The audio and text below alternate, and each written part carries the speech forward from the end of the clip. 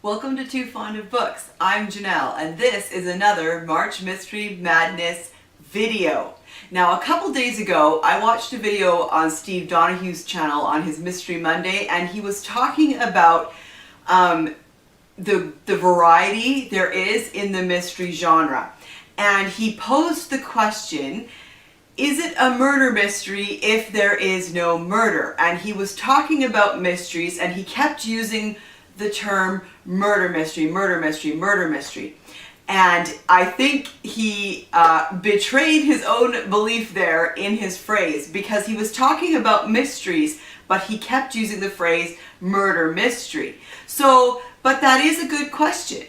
Can it be a satisfying mystery if there isn't a murder? And that's what we're going to talk about in today's video. But first, I need to give you the answer to yesterday's My March Mystery Madness Mindbender. And the clue was, this long-running series that is set in neither Britain nor America is known for its gentle pace of storytelling and its wonderfully unique and interesting titles.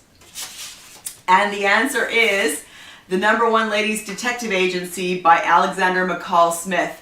I love this series of mysteries. They're set in Botswana, and the detective is Precious Ramotswe, and she runs a detective agency, or a ladies detective agency as she calls it.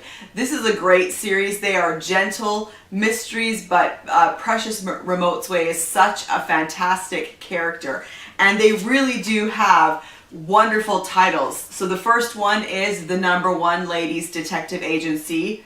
Here's another one in the series, The Cavalier Typing School for Men. The Full Cupboard of Life. I love this cover. And The Good Husband of Zebra Drive. So these are just a few examples of the great titles in this series. And this series is also a great one to start off our discussion of, can you have a satisfying mystery without a murder? So in the #1 Ladies Detective Agency series, we are up to probably about 20 books in that series, and I don't know if any of them have a murder. I don't think so. But I do find them to be interesting mysteries. So she is a detective. She does solve mysteries. As she likes to call it, she helps people with the problems in their lives. So in the first book in this series, in the #1 Ladies Detective Agency, she's hired to track down a missing husband, uncover a con man, follow a wayward daughter. But the one case that really gets under her skin throughout this story is that of the missing 11-year-old boy who may have been snatched by witch doctors. So I believe you get a satisfying mystery in here, even though there isn't a murder. In the Cavalier Typing School for Men, she is investigating in the midst of a rival detective agency opening its doors in her town. The Full Cupboard of Life, she is approached by a wealthy lady to check up on the intentions of several suitors. And The Good Husband of Zebra Drive, she is, let's see, there is an errant husband, but her own husband wants to be put in charge of that case. And she herself, Precious, is asked to look into a series of unexpected deaths at the hospital. So, can there be a satisfying mystery without a murder? I think that's a very good question. And as I started to look into it, I discovered that there are plenty of mystery books out there that are mysteries without a murder. And a lot of them, I will confess, are cozies. And that seems to make sense. A cozy is a mystery book that is that has very little sex or violence, essentially. Often they take place in a village or a small town, and they have an amateur detective. So the nature of a cozy really does lend itself to non-murder mysteries. But I did find some examples that were not cozies, but they were also mysteries that did not include a murder. So let's get into a few of these. Nancy Atherton has a long-running series, her Aunt Dimity series. This is the first in the series, Aunt Dimity's Death. This is from 1992. This is definitely would be considered a cozy. The entire series is mostly, if not entirely, without murder. The main character is American Laurie Shepherd, who moves to the Cotswolds in England. Now, in this first book in the series, Aunt Dimity's Death, we are told the story of Aunt Dimity. Laurie's mother was in England during World War II. She was in London, and that's where she met Dimity. And they struck up a friendship and maintained a correspondence through the rest of their lives. But Laurie, as a girl growing up, only knew Aunt Dimity through the stories that her mother told her. Laurie didn't realize that Dimity was a real person. But when she's grown up, she finds out that she has inherited a cottage in the Cotswolds from Aunt Dimity. And so these are really a delightful series. They're very entertaining. Laurie is a great character, and she ends up marrying and having children. And so the cases in these books are, I don't know if there ever is a mystery or a murder in this series, but Laurie does get involved in solving mysteries.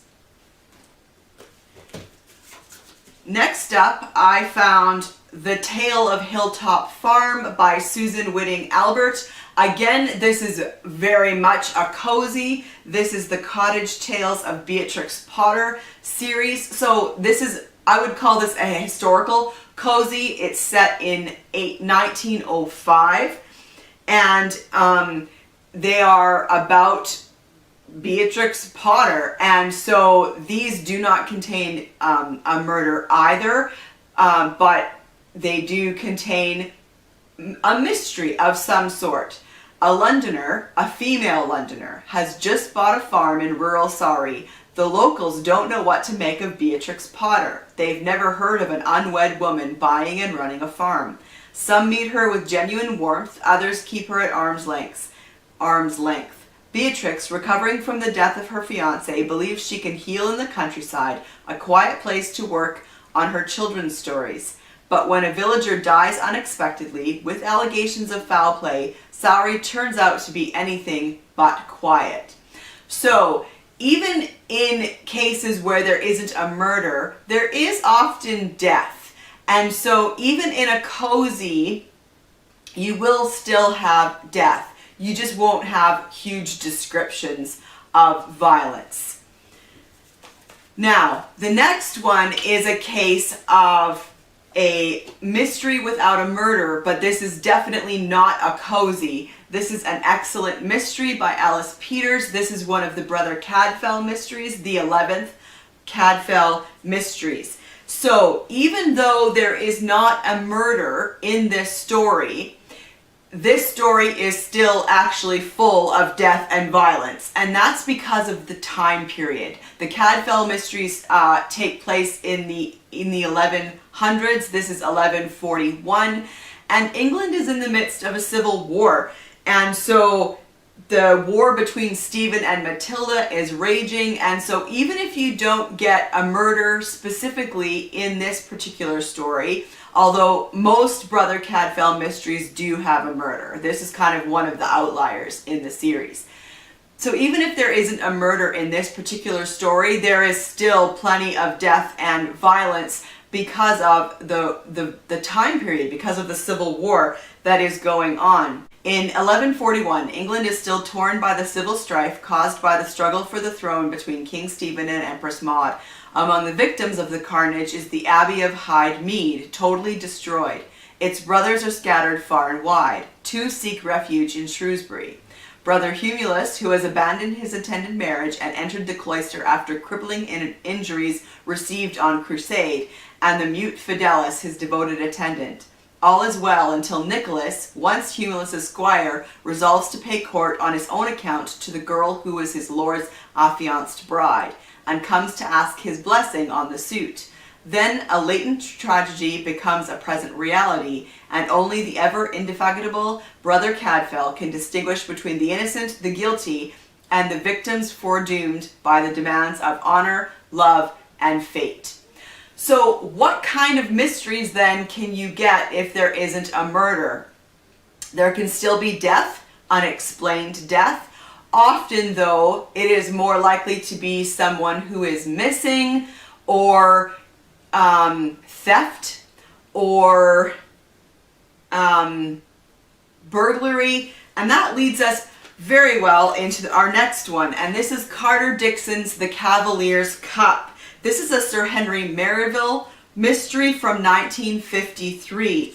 The Cavaliers Cup, which is a fancy goblet, essentially, is being temporarily locked up in the oak room of Tetford Hall before being transferred to a bank for safekeeping. The owner tries to stay up all night to protect the cup from burglary. He falls asleep, and when he wakes up, the cup has been removed from the safe and placed on the table in front of him. So, someone is being very clever. I'm not entirely sure, but this is definitely a case of a mystery without a murder. A very different type of mystery without a murder is Franchise Affair by Josephine Tay. This is from 1948. It's the only Inspector Grant book in the series where there isn't a murder, and it is the first one where he plays a minor role. So like the Brother Cadfael one that I showed you, this is the only one in the series that doesn't have a murder, and it's based on a case from 1853. A maidservant claims to have been locked in a hayloft for almost a month. So, in the Franchise Affair, the franchise is the name of a large country house in which Marion Sharp and her mother live. The affair concerns the accusation by a 15-year-old schoolgirl that these two apparently respectable ladies kept her locked up in their attic for a month, beat and starved her.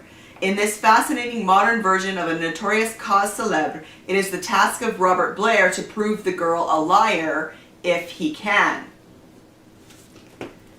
And then a very famous mystery without a murder is Dorothy Alsayer's Gaudy Night. This is again one of the only ones in her Lord Peter Wimsey series that do not contain a murder. This is from 1935, and Harriet Vane returns to her college at Oxford for the annual Gaudy celebrations. Now, I'm not super familiar with what Gaudy means, but I think it's some kind of an alumni event. And when she gets there, she discovers poison pen letters, obscene graffiti, and vandalism.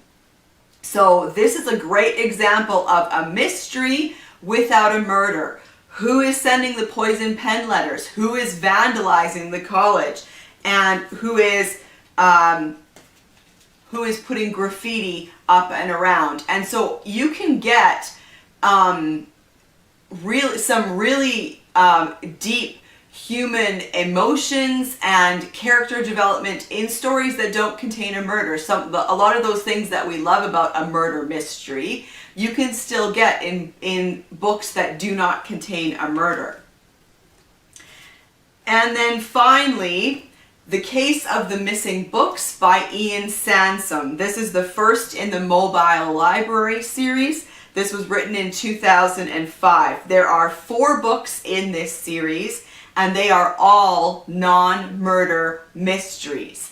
This particular book, the first one in the series, introduces us to our main character, Israel Armstrong. He is an intelligent, shy, passionate, sensitive sort of soul. He's Jewish, he's a vegetarian. He could maybe do with losing a little weight. and he's just arrived in Ireland to take up his first post as a librarian.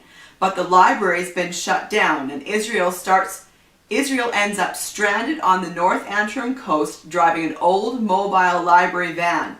There's a lot of nice scenery, but 15,000 fewer books than there should be. Who on earth steals that many books? How? When would they have time to read them all?